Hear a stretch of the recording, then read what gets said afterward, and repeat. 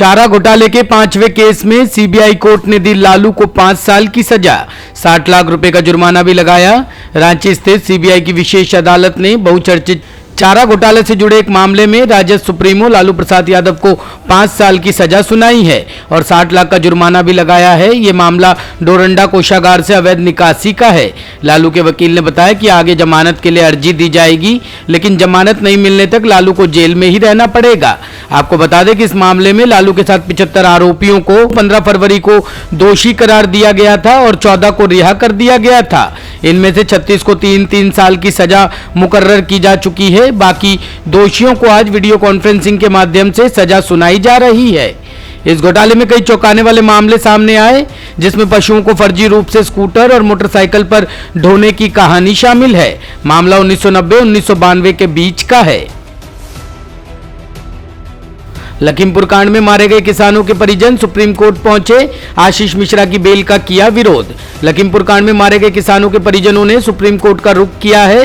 मृतक किसानों के परिजनों ने शीर्ष अदालत में लखीमपुर कांड के आरोपी आशीष मिश्रा को जमानत मिलने का विरोध किया है। आशीष मिश्रा को इलाहाबाद हाई कोर्ट की लखनऊ बेंच ने जमानत दे दी थी। अदालत के इस फैसले के बाद ही किसानों के परिजनों ने फैसले का विरोध किया था और इस आदेश को चुनौती देने की बात कही थी। बीते साल 3 अक्टूबर को लखीमपुर में 3 कृषि कानूनों का विरोध कर रहे किसानों पर भाजपा नेताओं के काफिले की एक कार चढ़ गई थी। इस कांड में केंद्रीय गृह राज्य मंत्री अजय मिश्रा के बेटे आशीष मिश्रा का नाम सामने आया था। कई दिनों बाद आशीष मिश्रा की गिरफ्तारी हुई थी और फिर उसे जेल भेजा गया था। हिजाब विवाद में बजरंग दल कार्यकर्ता की हत्या से बड़ा तनाव, हिंदू संगठनों के लोग जुटे। कर्नाटक का हिजाब विवाद अब बड़ा रूप लेता जा रहा है। हिजाब के विरोध में सोशल मीडिया पर पोस्ट लिखने वाले 23 साल के बजरंग दल कार्यकर्ता हर्षा की हत्या के बाद माहौल और भी तनावपूर्ण हो गया है। युवक शिवमोगा का रहने वाला था। पुलिस के मुताबिक रविवार रात 9 बजे उसकी चाकू से गोदकर हत्या कर दी गई। इलाके में कई गाड़ियां जला दी गई। स्थिति को देखते हुए प्रशासन ने धारा 144 लगा दी है। वहीं मृतक हर्षा का शव सुरक्षा के बीच पोस्टमार्टम के लिए भेजा गया। पोस्टमार्टम के बाद पुलिस सुरक्षा के बीच शव उसके घर लाया गया। मृतक के घर पर भी लोगों का जमावड़ा था। इस हत्या के विरोध में कई हिंदू संगठन प्रदर्शन कर रहे हैं। हालांकि पुलिस ने यह स्पष्ट नहीं किया कि हत्या की वजह क्या थी। जानकारी के मुताबिक हर्षा ने अपने फेसबुक पर हिजाब के विरोध में और भगवा गमछे के समर्थन में पोस्ट लिखी थी। इसके अलावा हिजाब के विरोध में होने वाले प्रदर्शनों में भी वह शामिल था। हर्षा का शव जब उनके घर ले जाया जा रहा था तो हिंदू संगठनों के लोग एम्बुलेंस के साथ चल रहे थे। शिवमोगा में तनाव इतना बड़ा है कि 2 दिनों के लिए स्कूल कॉलेज भी बंद कर दिए गए हैं। शिक्षा के बजट पर पीएम मोदी ने की चर्चा, कहा डिजिटल यूनिवर्सिटी से दूर होगी सीटों की कमी की समस्या। पीएम मोदी ने कहा कि इस साल बजट राष्ट्रीय शिक्षा नीति को लागू करने में मदद करेगा। राष्ट्रीय डिजिटल विश्वविद्यालय एक अभूतपूर्व कदम है। इसमें सीटों की कमी की समस्या का समाधान किया जा सकता है। इसमें असीमित सीटें होंगी। मैं सभी हितधारकों से सुनिश्चित करने का आग्रह करता हूं कि डिजिटल यूनिवर्सिटी को जल्द से जल्द शुरू किया जाए। उन्होंने आगे कहा कि हमारी युवा पीढ़ी देश के भावी नेता है, तो आज की युवा पीढ़ी को सशक्त बनाने का अर्थ है भारत के भविष्य को सशक्त बनाना। एम्पावरिंग करने का मतलब है भारत के भविष्य को एम्पावर करना। इसी सोच के साथ 2022 के बजट में एजुकेशन सेक्टर से जुड़ी 5 बातों पर बहुत जोर दिया गया है। पहला, यूनिवर्सलाइजेशन ऑफ क्वालिटी एजुकेशन। हमारी शिक्षा व्यवस्था का विस्तार हो, उसकी क्वालिटी सुधरे और एजुकेशन सेक्टर की क्षमता बढ़े, इसके लिए अहम निर्णय लिए गए हैं। दूसरा है स्किल डेवलपमेंट। देश में डिजिटल स्किलिंग इकोसिस्टम बने। इंडस्ट्री 4.0 की जब चर्चा चल रही है तो इंडस्ट्री की डिमांड के हिसाब से स्किल डेवलपमेंट हो, इंडस्ट्री लिंकेज बेहतर हो, इस पर ध्यान दिया गया है।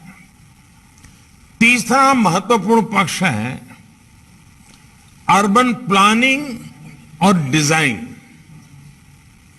इसमें भारत का जो पुरातन अनुभव और ज्ञान है उसे हमारी आज की शिक्षा में समाहित किया जाना आवश्यक है। चौथा अहम पक्ष है इंटरनेशनलाइजेशन।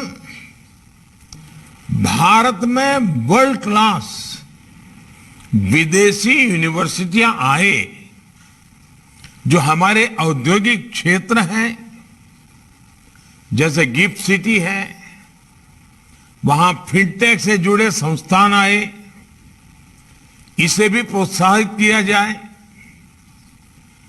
पांचवा महत्वपूर्ण पक्ष है एवीजीसी, यानी animation, visual effects, gaming, comic.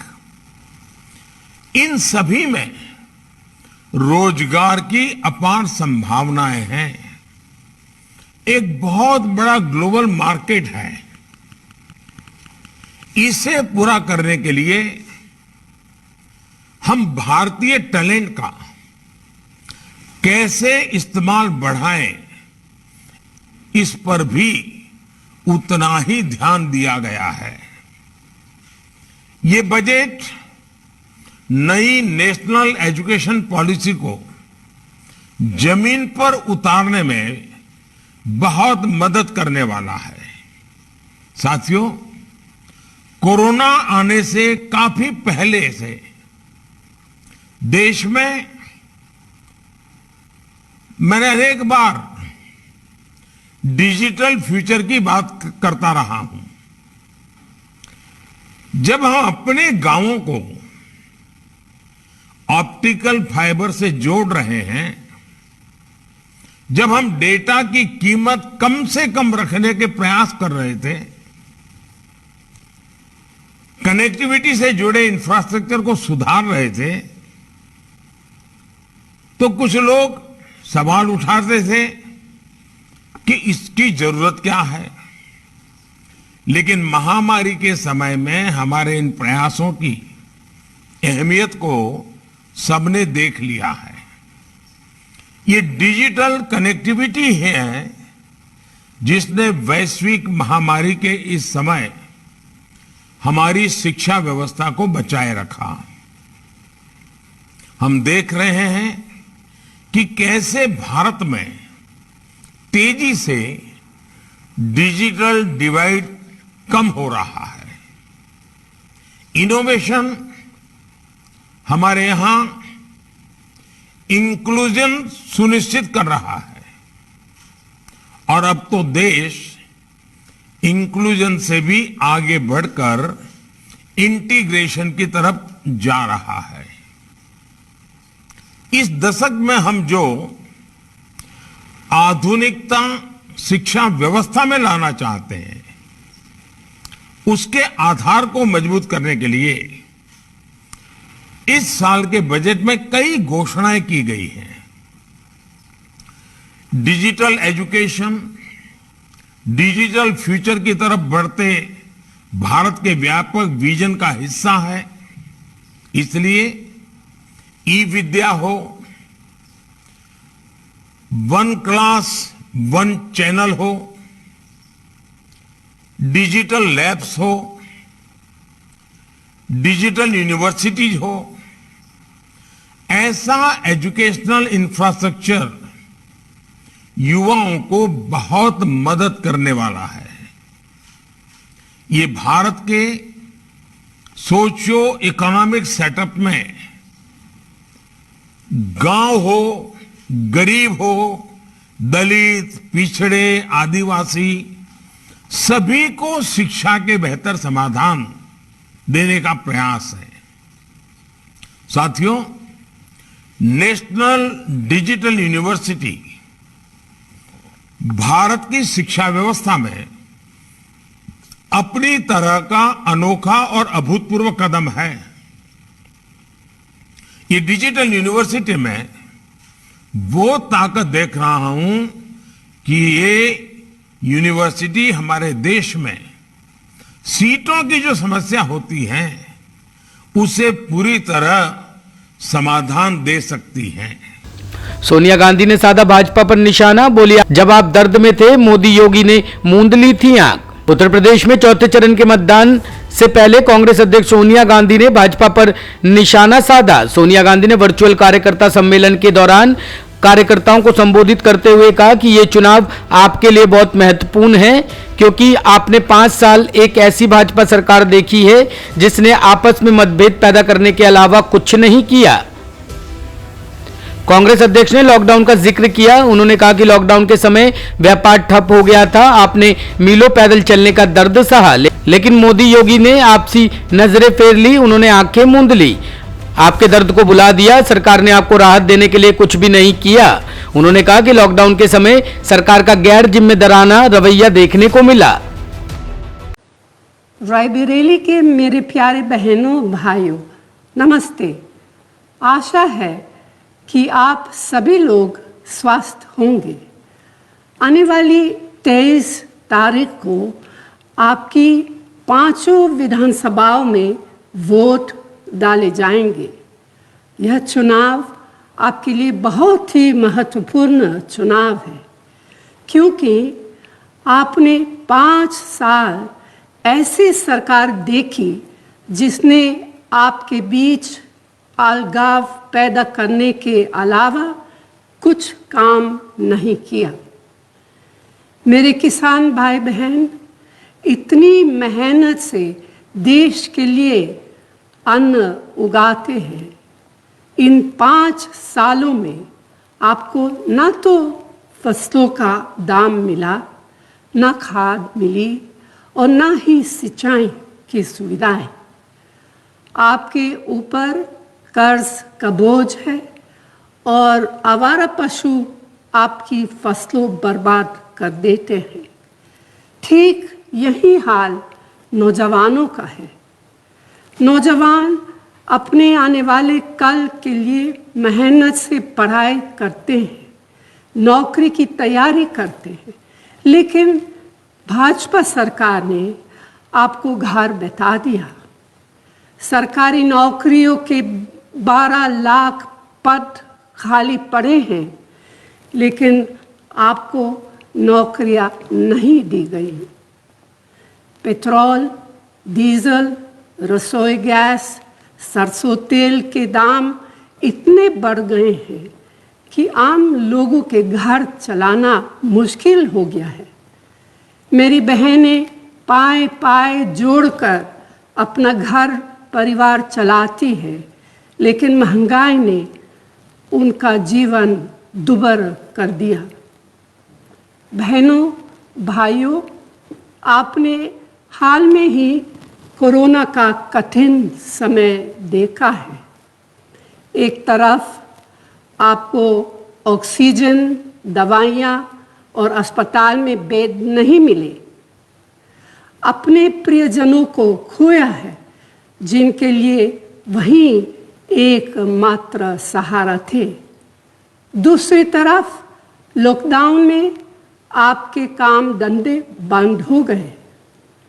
आप सब ने मीलों पैदल सफर करने की पीड़ा खुद झेली है, मगर मोदी योगी सरकार ने एक गैर जिम्मेदार सरकार का परिचय देते हुए आप सबकी तकलीफों के बावजूद मुंह मोड़े रखा और आंखें बंद रखी। इतना ही नहीं, लॉकडाउन में आप लोगों के प्रति उनका व्यवहार ठीक वही था। सरकार ने आपको कोई राहत नहीं दी। आपने देखा होगा कि सरकार ने आपका बोझ हल्का करने की बजाय आपकी मेहनत से बनाई गई सरकारी कंपनियों को कौड़ी के दाम अपने चहेतों को बेच दिया। लिहाजा बेरोजगारी काफ़ी बढ़ गई। हम आपके क्षेत्र के लिए कई विकास योजनाएं लेकर आए थे, लेकिन मोदी योगी सरकार ने उन सभी पर रोक लगा दी। रायबरेली के साथ सौतेला व्यवहार किया गया है। आपने कांग्रेस की राजनीति देखी है। कांग्रेस की राजनीति सेवा की और आपको अधिकार देने की है। हमने मनरेगा जैसे कानून बनाकर आपको रोजगार का अधिकार दिया, जिसे आप अपने जीवन बेहतर बना सके। लेकिन अफसोस की बात है कि ऐसे संकट के समय नरेगा का बजट बढ़ाने के बजाय कम कर लिया गया। कांग्रेस ने लॉकडाउन के दौरान भी सेवा की राजनीति की। आप घरों से दूर फंसे थे, आपको घर पहुंचाया। जितनी भी आपकी मदद हो सकती थी, हमने पूरा प्रयास किया।